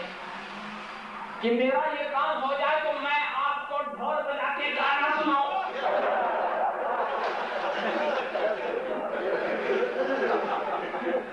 تو مولانا کہیں گے گیٹ آؤٹ افریقہ سے نکالنے آئیے. اچھا کبھی کبھی عورتیں بڑی بیوقوفی کی منت مانتی. بڑی بیوقوفی بعض ایسی منتیں عورتیں مانتی ہیں کہ اس کا اتارنا واجب نہیں نہ اتارنا واجب. غیر شرعی منت کبھی اتاری نہیں جاتی. تم نے سنا ہوگا کہ کسی عورت نے منت مان لیا کہ اگر میرا بچہ اچھا ہو گیا تو میں اپنے مولوی صاحب سے جمعہ کے دن مسجد میں منبر پہ ڈھول بجاؤں گا. کیا منت؟ جمعہ کا دن ہو مسجد ہو منبر ہو پھر ڈھول. اب اس کے بعد صاحب خدا کی شان دیکھو بچہ اچھا ہی ہو. اب اس کے بعد پیچھے پڑ گئی مولوی کے ڈھول بجانا ہو رہا. تم نے کہا میں تو حرام حرام کہتے کہتے بھی حرام ہو جاتی. کیا حرام ہو حرام کیسے بجاؤں گا؟ کہانی اگر نہیں بجاتے اور بچہ بیمار پڑتا تو میں سمجھوں گا سمجھوں گی کہ تیری وجہ سے ہوا. آپ کو بہت حیران جی کیا کریں کہ سب کو کیسے دور کریں. اور وہ بھی دیہاتی مقام ڈھول لے کے مسجد میں جانا بھی بھی مشکل کام تھا. تو انہوں نے کیا کیا ایک چادر میں ڈھول کو لپیٹا اور جب وہ ڈھول لے کے چلے تو پھر جو بیچارے سیدھے سادے مقتدی لوگ تھے انہوں نے سمجھا کہ امام صاحب بات تو بہت کرتے تھے شیرین نہیں باتیں یاد چلا ہے.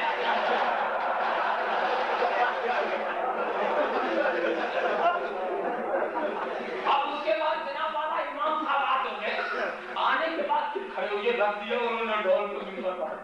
اور اس کے بعد یہ حرام وہ حرام باجا حرام کھانا حرام پیسہ حرام سناتے کھولنا شروع کر دیا. اور لوگوں نے کہا معاملہ کیا ابھی تو بات ختم ہی نہیں ہوا تبرک کیسے نکالا. حیران اور پریشان ہو کر دے گئے. اب مولانا نے تیزی سے اسے کھولا اور کھول کر ڈھول نکالا. ڈھول کو دیکھ کر سب حیران. کہا سنو جی کسی کا نام ڈھول ہے کسی کو میں بات بتاتا ہوں کسی کا بجانا حرام ہے. اور دیکھو تعبیر نہیں سنی جائے گی بہانہ نہیں دیکھا جائے گا کیوں بجاؤ گے جب بھی حرام بجاؤ گے.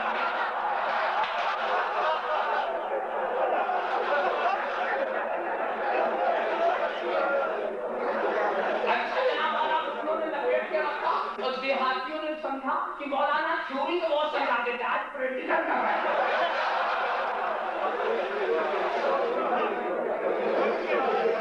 اب اس کے بعد جا کر کے اپنی شاملی کو سمجھاتے ہیں کہ آج عزت بچانی ہے. اب ایسے ہے مولانا منت نہ ماننا ورنہ مسجد چھوڑنا پڑے گا.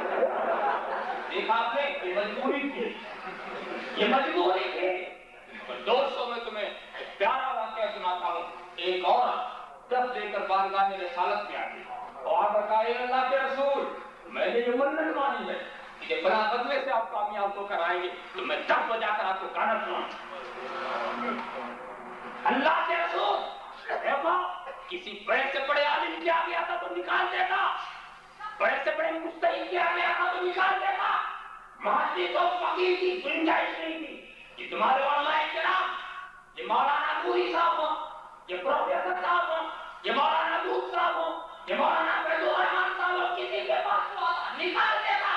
مگر یہ قانون ساز کی بارگاہ میں ہے جس کا پیل بھی خالی نہیں رہی ہے اور جس کا قول بھی خالی نہیں رہی ہے. کہا اچھا تیری حسرت ہے تو تو بھی پوری کر لے, تیرے لیے حجائز ہے سب کے لیے حرام ہے, تیرے لیے حرام ہے سب کے لیے حرام ہے. حق منافی سے تیرا سیف تیری خانہ تیرا دم میں جو چاہے کرے داؤ ہے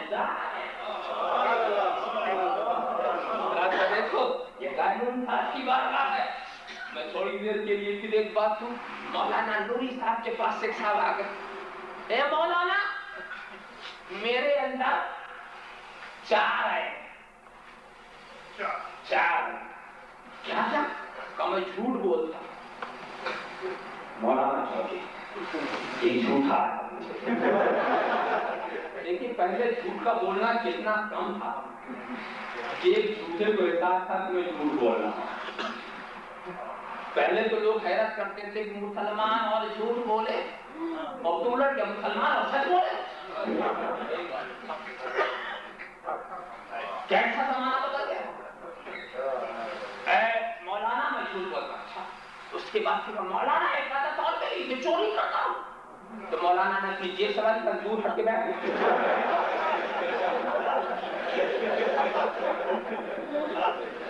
اچھا مولانا بدکرداری کی بھی عادت ہے. مولانا میں چوری بھی کرتا ہوں, شراب بھی پیتا ہوں, کہا اے مولانا ایک چھوڑا دیجیے 3 کی اجازت دے. ایک چھوڑا دیجیے 3 کی اجازت دی. ہے جرأت یہ کرتے, ہے کوئی مجتہد, ہے کوئی مجدد, ہے کوئی امام, ہے کوئی شیخ الحدیث, ہے کوئی شیخ الاسلام, ہے کوئی حجت الاسلام, ہے کوئی صدر الشریعہ جو اس کو اجازت دے دے. جرأت نہیں ہے. اجازت دینے کا مطلب یہ ہے کہ خود کافر ہو جائے. دیکھا آپ نے. مگر دوستو میں تمہیں یقین دلاتا ہوں بارگاہ رسول میں ایک شخص آیا تھا. اس نے بھی کہا تھا اے اللہ کے رسول میرے اندر 4 ہے. ایک سب کو ایک باقی چھوڑ دینے کی طاقت نہیں رکھتا تو حضور ایک چھوڑ دے باقی کی اجازت دے دے. تو سرکار نے کیا کہا صرف جھوٹ بولنا چھوڑ دے. دیکھو بات ختم ہو گئی. مگر میں عالم خیال میں بارگاہ رسالت میں پہنچوں گا کہ حضور عیب کی 2 قسمیں جو آپ پر بالکل ظاہر ہے. ایک عیب وہ ہے جو نگاہ شریعت میں اور ایک عیب وہ ہے جو نگاہ کائنات میں. نماز نہ پڑھنا عیب ہے مگر نگاہ شریعت میں. روزہ نہ رکھنا عیب ہے مگر نگاہ شریعت میں. حج نہ کرنا عیب ہے مگر نگاہ شریعت میں. زکات نہ دینا عیب ہے مگر نگاہ شریعت میں. مگر حضور چوری کو ساری دنیا کی نظر میں عیب ہے, بدکرداری کو ساری دنیا کی نظر میں عیب ہے. تو یہ قبائل ہیں. آج مسلمان تو کچھ نہ کہے گا. یہ یہودی اور عیسائی اگر اعتراض کر بیٹھے یہ کیسے نبی ہے جو قبائل کی اجازت دے رہے ہیں, یہ کیسے نبی ہے جو چوری کی اجازت دے رہے ہیں, یہ کیسے نبی ہے جو بدکرداری کی اجازت دے رہے ہیں. اللہ کے رسول کا ٹھہر نتیجہ دے. یہ تو دیکھتا ہے کہ اجازت تو میں نے دے دی, یہ نہیں دیکھا کس نے اجازت دی, یہ نہیں غور کیا کس نے اجازت سن لے. اس نے یہ طے کیا ہے کہ میں ایک چھوڑوں گا 3 نہیں چھوڑوں گا, اور میں نے یہ طے کیا ہے کہ میں سب چھوڑا کے رہوں گا, میں سب چھوڑا کے رہوں گا. اور اس کے بعد یہی ہوا.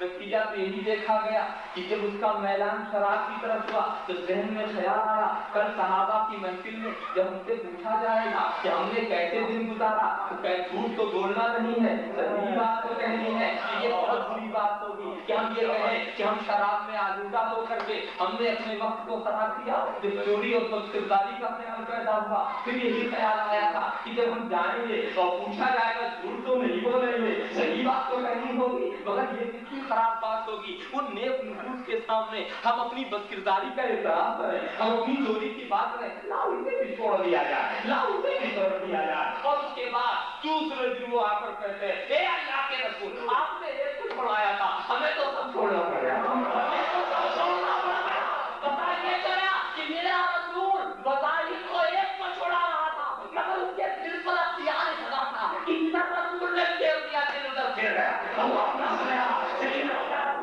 واشنا ولا کما وہ تکوین تو سمجھ آ رہا ہے، بس نافی سے تیرا سیف تیری خامہ تیرا دم میں جو چاہے کرے دور ہے صاحب خیال کرتے چلے جائیں۔ آپ کے پروفیسر صاحب کے پاس ایک سال آ گئے، پروفیسر صاحب کے پاس آ گئے، سید حسن صاحب کے پاس، کہا کہ میں مسلمان ہونا چاہتا ہوں، مگر ایک بات ایک شرط ہے، کیا 2 ہی نماز پڑھوں گا، 5 نہیں پڑھوں گا، ٹھیک ہے کہ تو مسلمان ہونے آیا ہے یا میرا ایمان لینے آیا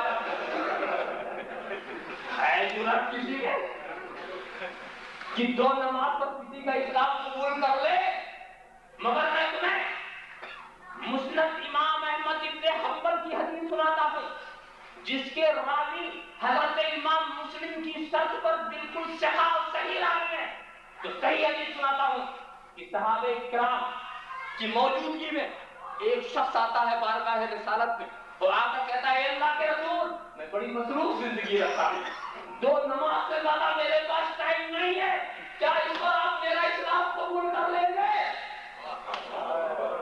مجتہد ہوتا تو نکال دیتا، صحابی ہوتے تو نکال دیتے، تابعین ہوتے تو نکال دیتے، امام ہوتے تو نکال دیتے، دنیا کا کوئی بھی علم والا اس شرط پر قبول نہیں کر سکتا تھا، مگر نبی نے کہا تھا اچھا ہم تجھے 2 ہی نماز پڑھتے ہیں، 2 ہی نماز پر تیرے ایمان کو قبول کرتے ہیں، ساری دنیا 5 پڑھے گی مگر یہ 2 ہی پڑھے گا، ساری دنیا 5 پڑھے گی، بڑا نازک موقع تھا، ایسے موقع پر حضرت علی کو کھڑا ہو جانا چاہیے تھا، یہ اللہ کے رسول اقیم الصلاۃ، آپ ہی نے ہمیں 5 وقت کی نماز کا درس دیا ہے، یہ اللہ کے رسول صدیق اکبر کھڑے ہو جاتے، فاروق اعظم کھڑے ہو جاتے، عثمان غنی کھڑے ہو جاتے، معروضہ پیش کرتے، اے سرکار یہ کیا تماشا ہے، ہمیں تو 5 وقت کی نماز قرآن کی صراحت سے حدیث سنت کی صراحت سے ملے اور ان کے لیے آپ 2 پر 3 کو معاف فرما رہے ہیں اور 2 نماز قبول فرما رہے ہیں، اتنا تو کہنا چاہیے تھا، مگر نہیں، جا کر پوچھو صحابہ کی جماعت سے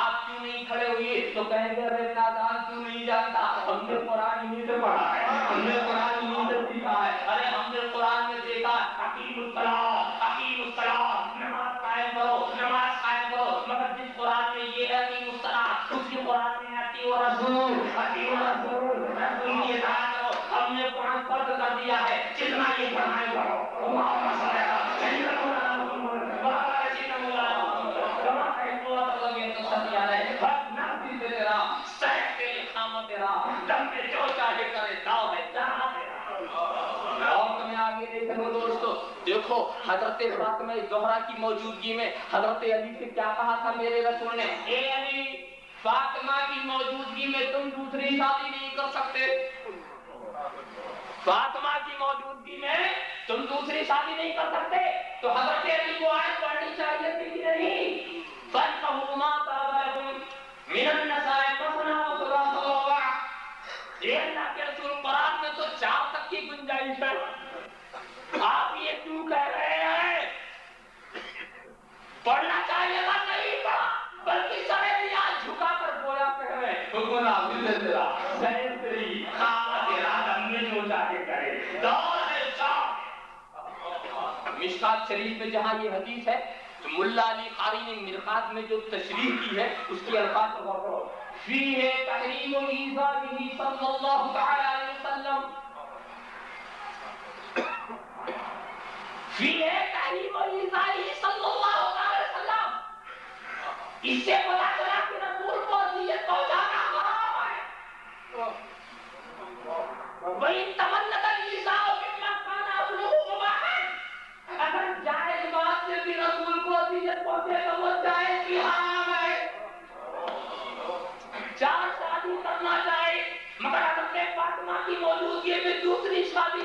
رسول کی اذیت کا سبب بنتی ہے بیٹھنا تمہارے لیے جائز مگر تمہارے بیٹھنے سے اگر رسول کو اذیت پہنچے تو بیٹھنا حرام کھڑا ہونا جائز مگر اس قیام سے رسول کو اذیت پہنچے تو یہ قیام حرام لکھنا جائز مگر تمہاری تحریر سے اگر رسول کو اذیت پہنچے تو لکھنا حرام دیکھا بنا دیکھا صحیح تیری خامہ تیرا دم میں جو چاہے کرے اور چاہ تیرا مجھے بتاؤ حضرت ام عطیہ کو نوحہ کرنے کی اجازت دینا ایک صحابی کو 6 ماہ کی بکری کی قربانی کی اجازت دینا مخدرات سے اہل بیت کو مخصوص حالات میں بھی مسجد میں آنے کی اجازت دینا حضرت صدیق اکبر کو غسل کی ضرورت کی صورت میں بھی مسجد میں آنے کی اجازت دینا یہ ساری اجازتیں کیا نہیں بنا رہی ہے خود منافی سے تیرا صحیح تیری خامہ تیرا دم میں لو جانے کرے جاؤ ہے صاحب خیال کرتے چلے جاؤ میں ایک اور لطیفے کی بات سناؤں سب عجیب عجیب لوگ تھے اور کتنے ایمان والے لوگ تھے رسول کے اختیارات کو سمجھنے والے ایک مثال کے طور پر ہمارے مولانا نوری صاحب پر ایک صاحب ہے مولانا مجھ سے غلطی ہو گئی کیا غلطی ہو گئی روزے کی حالت میں تھا اور ایسا معاملہ ہو گیا ایک بشری تقاضے کی بنیاد پر کہ کفارہ میں وضاحت نہیں کرنا اشارہ کر دیا آپ سمجھ گئے تو مولانا کیا کہیں گے غلام آزاد کرو کہ مولانا میرے پاس غلام تو ہی نہیں آزاد کرو اچھا 60 مسکینوں کو کھلا ایک مولانا ایک مسکین کو تمہیں کھلا دوں 60 تمہیں کہاں کھلا اچھا ایسا کر کہ مسلسل 60 روزے رکھ لے کہتے مولانا ایک روزے کر دیا آسا کروا تو مولانا کہیں گے اب باہر ہو جاؤ اس لیے کہ اسلام کا قانون ختم ہو گیا اب اس پر میں اضافہ نہیں کر سکتا خدائی قانون کی جو بات کی بتا چکا ہوں اور مولانا ہی نہیں اپنے وقت کا کوئی بھی مجتہد و مجدد ہو اسے یہی کہنا مگر میں تمہیں یقین سے بتاتا ہوں ایک شخص آیا بارگاہ رسالت میں اور کہا حضور مجھ سے یہ بھول ہو گئی ہے بشری تقاضے کا غلبہ ہوا حالت روزے میں یہ بات ہو گئی مجھ پر کفارہ سرکار نے بھی وہی کہا پہلے قرآن کا قانون غلام آزاد کا حضور اس کی طاقت نہیں اچھا 60 مسکینوں کیا ہے حضور اس کی بھی طاقت نہیں اچھا 60 مسلسل روزے رکھ لے حضور اس کی بھی طاقت نہیں اب نبی کے سوا کوئی ہوتا تو نکال دیتا مگر نبی کہتے بیٹھ جاؤ یہی وہ ہے جو سائلوں کو نہیں دھلکاتے یہی وہ ہے جو کسی کو مایوس نہیں کرتے بیٹھ جاؤ معلوم ہوا کہ قرآن میں جو جلال و حیبت کا قانون تھا وہ تو ختم ہو چکا اب بیٹھ جمال و رحمت کا قانون ہے اب جمال و رحمت کے موقع لے ابھی یہ بیٹھے تھے کہ ایک صاحب کھجور کی ایک ٹوکری لے کر آئے اور حضور کو نظر پیش کی حضور نے قبول فرما لیا اور ان صاحب سے کہا یہ کھجور کی ٹوکری لے جاؤ کہا حضور کیا کریں کہا کو غریبوں کو بانٹ دینا تیرا کفارہ ہو جائے گا غریبوں کو بانٹ دینا تیرا کفارہ ہو جائے گا تو وہ کہتے ہیں حضور مجھ سے زیادہ تو کوئی غریب بھی نہیں ہے تو حضور ہنس پڑے حضور مسکرا پڑے ایسا کیوں نہیں جائے گا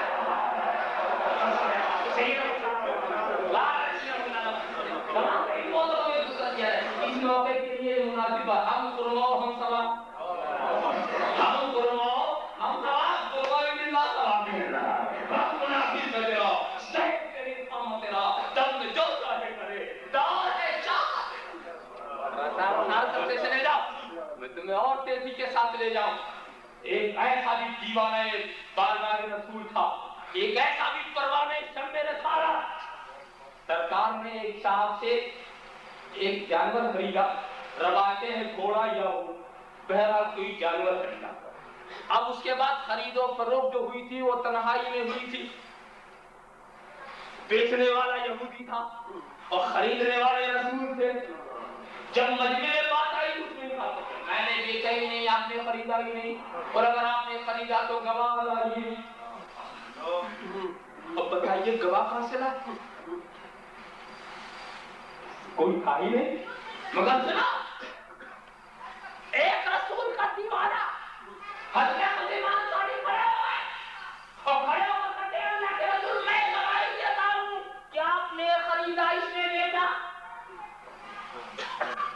کہتے ہیں کہ تم تو نہیں تھے، تم بے دیکھی گواہی کیسے دے رہے؟ تو کہتے ہیں اے اللہ کے رسول، ہم نے خدا کو کب دیکھا، جنت کو کب دیکھا، جہنم کو کب دیکھا، قبر کو کب دیکھا، قیامت کو کب دیکھا؟ جب ہم آپ کے کہنے سے خدا کی گواہی دیتے ہیں تو بولیں کیا آپ کہیں گواہی؟ آپ کے کہنے سے لا الہ الا اللہ، آپ کے کہنے سے تو ہم خدا کی گواہی دیتے ہیں، اس میں کیا؟ تو نبی نے کیا کہا؟ خوش ہو گئے، اب اپنے اس غلام کو انعام دے رہے نبی۔ تو کیا انعام دے رہے ہیں؟ اب یہ تنہا بھی کسی بات کی گواہی دیں گے تو ان کی ایک کی گواہی دو کے برابر ہوگی۔ دوستو یہ ایسا اعزاز ہے جو کوئی کسی کو نہیں دے سکتا۔ اگر نبی اپنا عصا دے دیتے تو یہ بھی ایک بے بہا دولت تھی، اگر اپنے نبی منہ مبارک دے دیتے تو اس کی بھی کوئی قیمت نہ تھی، اگر رسول اپنا جبہ مبارکہ دیتے تھے، مگر ہو سکتا تھا کہ بعد کا انسان یہ سوچے اپنی چھڑی کسی کو دے دے تو کہتے نبی نے بھی چھڑی دی تھی ہم نے بھی دے دی، نبی نے بھی مان دیا تھا ہم نے بھی دے دیا۔ لہذا نبی کو انعام دے رہے ہیں کہ قیامت تک کوئی دینے کا دعویٰ ہی نہ کر سکے، ایسا انعام دے رہے ہیں۔ اور میں اس انعام کی اہمیت بتاؤں، اگر کسی معاملے میں صدیق اکبر گواہی دیں تنہا، بات سچی ہے مانی نہیں جائے گی، فاروق اعظم تنہا گواہی دیں بات سچی ہے مانی نہیں جائے گی، عثمان غنی تنہا، اس لیے کہ فشہدوا ذوی عدل منکم، دو عادل چاہیے، قانون کی پابندی مقصود ہے، تو ایک کی بات کتنی ہی سچی کیوں نہ ہو مانی نہیں جائے گی، مگر یہ تنہا بولیں گے تو مانی جائے گی، یہ تنہا بولیں گے وقت نافذ سے کرا سیف کرے کام کرا تم نے جو کرے یہ میں اپنے رسول کے اختیارات کی بات کر رہا ہوں۔ دوستو یہاں پر آ کر بتاؤں، صحابہ بھی میرے رسول کو ہر حیثیت سے باقیات میں تشریعی اختیار کی بات کر رہا ہوں کہ خود شریعت کے اندر نبی کے قول و فعل کو کتنا دخل، جس چیز کو جس سے چاہے اس کو کروا لیں، اور سارے کیا صحابہ کا کتنا کیا تھا۔ مثال کے طور پر میں ایک مثال دوں تو آپ کی سمجھ میں آئے، یہ مولانا نوری صاحب بیٹھے ہیں نا، میں مولانا نوری صاحب سے کہوں اے مولانا نوری صاحب، مولانا فیض الرحمان صاحب کا چشمہ میں آپ سے مانگتا ہوں، تو کہیں گے دماغ خراب ہو گیا، چشمہ ان کا مانگتا مجھ سے،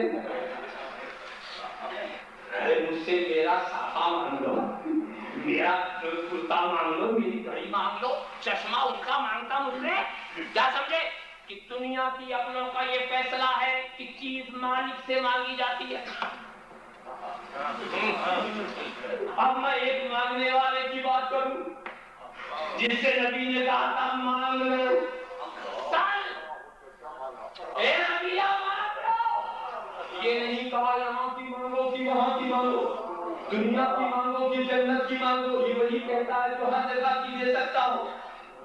حضرت ربیہ کا عقیدہ بھی یہی تھا کہ ہر جگہ کی دے سکتے ہیں، تو کیا کہتا ہے اسالو کا خیر میں چل رہا ہوں، اے رسول ہم آپ سے مانگتے ہیں، یہ نہیں کہا ہم خدا سے مانگتے ہیں، یہ نہیں کہا، اسال اللہ کا لفظ نہیں ہے، اسالو کا، اے محبوب ہم آپ سے مانگتے ہیں، کیا مرافقت کا فی الجنہ، جنت میں آپ کی رفاقت مانگتے ہیں،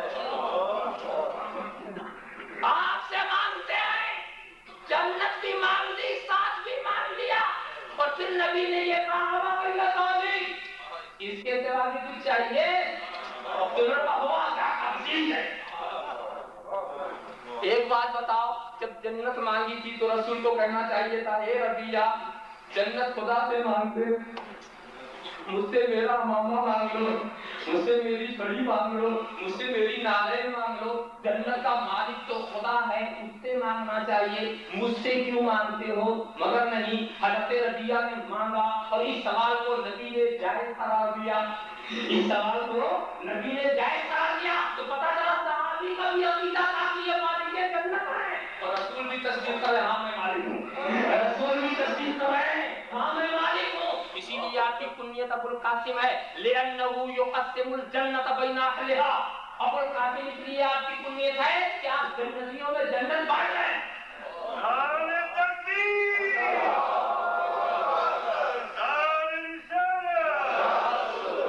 خیال کرتے چلے جائیں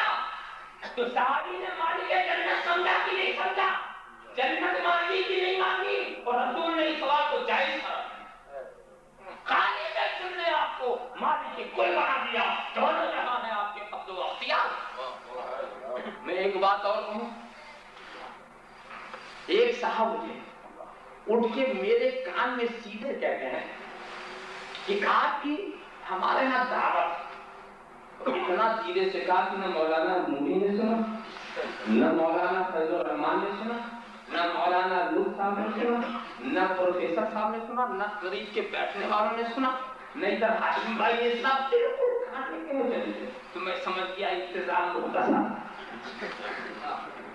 بھیڑ وہ لگانا نہیں ہے, تھوڑا سا انتظام ہے. اچھا ہوا پھر کیا؟ تو ظاہر ہے کہ ایک آدمی کی جو دعوت کرے گا دو چار کا انتظام کر لے گا, گھر والوں کا کر لے گا, نہیں تو کرے گا. مگر جب وقت ہوا دعوت کا تو میں نے پورے مجمع سے کہا چلو فلاں کا دعوت, چلو فلاں کا دعوت. اور جب میں لے کے سب کو چلا اس کے دروازے پر, اس نے دوری سے دیکھا یہ تو پوری فوج آ رہی ہے. تو ہوگا کیا, گھر میں سے جائے گا کھڑکی دے گا کہ ان کو تو پانی پلانا بھی مشکل, روٹی کا کیا انتظام. اور جب کبھی مجھے ملے گا تو شکایت کرے گا کہ میں نے تو تنہا آپ کی دعوت دی تھی, یہ کہاں لے کے آپ چلے ہیں. اگر یہی ارادہ تھا تو پہلے بتا دیا ہوتا, میں معافی مانگ لیتا یا انتظام کر لیتا. دیکھا آپ نے, یہی تو ہے نا. مگر دوستو میں تمہیں ایک بات پیاری سناؤں. حضرت جابر اللہ کے رسول کی تنخواہ تھا. اب ظاہر ہے کتنا انتظام کیا ہوگا آپ اندازہ لگا لیں. مگر جب ٹھیک کھانے کا وقت آیا تو حضور نے جماعت صحابہ سے کہا چلو جابر کیا دعوت ہے, لے کے چلے. اب چلو ذرا حضرت جابر کو دیکھا جائے, وہ بھاگنے کی ضرورت تو نہیں کرا, وہ چھپنے کا کوئی پروگرام تو نہیں بنا رہا, وہ دال میں پانی ملانے کی کوئی اسکیم تو نہیں ہے.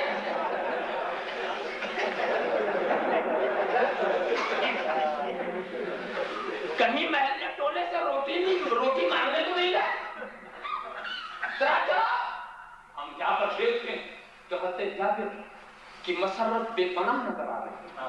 سینے میں انتصار کی لہریں موجیں مار رہی, چہرہ کھلا ہوا, کوئی بے چینی نہیں, کوئی اضطراب نہیں, بھاگنے کا پروگرام نہیں, دال میں پانی ملانے کی کوئی اسکیم نہیں, کسی سے روٹی مانگنے کا کوئی منصوبہ نہیں. ارے ایک حضرت جابر اتنا نازک وقت آپ کیا کریں گے؟ کہتے ہیں نادان 15ویں صدی کی ایمان کی بات کر رہا ہے, ہمیں تو وہ ایمان ملا ہے جو نگاہ رسالت میں دیا ہے, سرکار کی صحبت سے دیا ہے.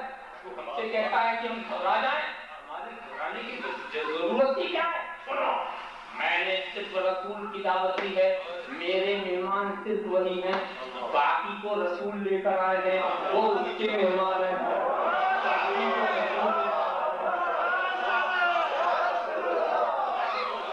اپنے مہمان کا میں خیال کروں گا اور اپنے مہمان کا وہ خیال کرے گا. مجھے تو اپنے مہمان کی فکر ہے, انہیں اپنے مہمان کی فکر ہوگی. تو ہوا کیا, رسول آیا, کہا اے جابر جو کچھ ہے سامنے رکھ دو, اور رکھ کر چادر اٹھا دیا, دعائے خیر و برکت فرمائے گا. جابر چادر نہ ہٹانا, کھلاتے جاؤ. جب کھلایا تو حضور نے نوش فرما لیا, حضرت جابر کے گھر والوں نے نوش فرما لیا, سارے صحابہ نے نوش فرما لیا. جب سب کھا کے فارغ ہو گئے, کوئی نہیں بچا. ایک جابر ہٹاؤ, جب ہٹایا تو نہ روٹی کم نہ بوٹی کم, نہ روٹی کا نہ بوٹی کا. تو رسول نے کہا جابر دیکھو, میں نے اپنا کھلایا, تیرا نہیں کھلایا.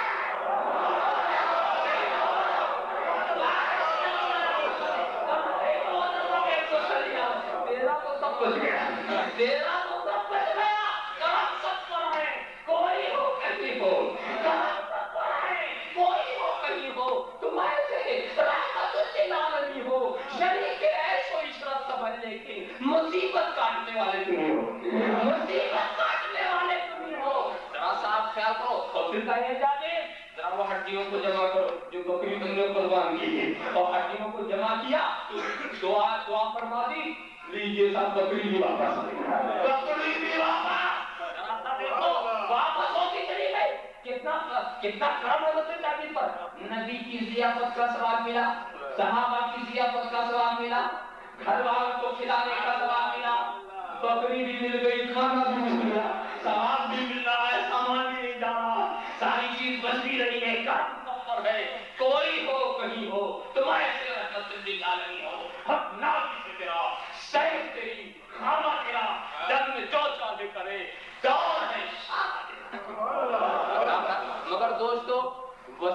ڈالنے والا پھر وسوسہ ڈالے گا.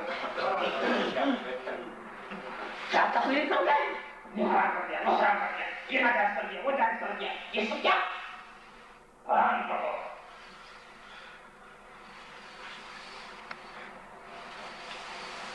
قل ما يكون لي أن أبدله من تلقاء نفسي.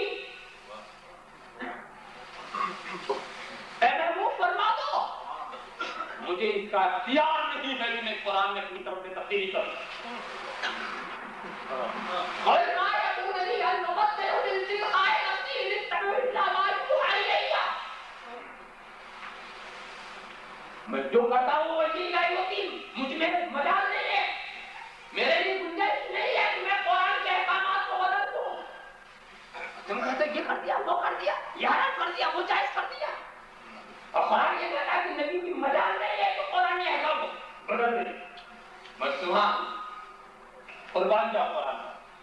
جس آیت کو اعتراض کے لیے اٹھایا تھا اسی آیت میں جواب ہے ما یکون لی ان ابدلہ من تلقاء نفسی. من تلقاء نفسی، اپنے نفس کی بنیاد پر میں کوئی تبدیلی نہیں کرتا، جو کچھ کرتا وہ بھی میں نہیں آئی. خدا کے دیے ہوئی اختیار سے کرتا ہوں، خدا کے دیے ہوئی اختیار سے کرتا ہوں، وحی الہی سے کرتا ہوں، اپنی شوق و حشمت سے کرتا ہوں. یہ مت سمجھو کہ اپنی نفسانیت کی بنیاد پر کرتا ہوں، اپنی طبیعت سے کرتا ہوں، کچھ بشریت کا کچھ فائدہ کے لیے کرتا ہوں. نہیں، جو کچھ کرتا ہوں وہ سب بھی وحی الہی ہے. اللہم صل علی سیدنا مولانا محمد وعلی مولانا محمد کما تحب و ترضى وصلی علیہ. تو فرش والے تیری شوقت کا علو کیا جانے، فرش والے تیری شوقت کا علو کیا جانے. خسروات کے اتار کرے گا تیرا. الحمدللہ رب العالمین.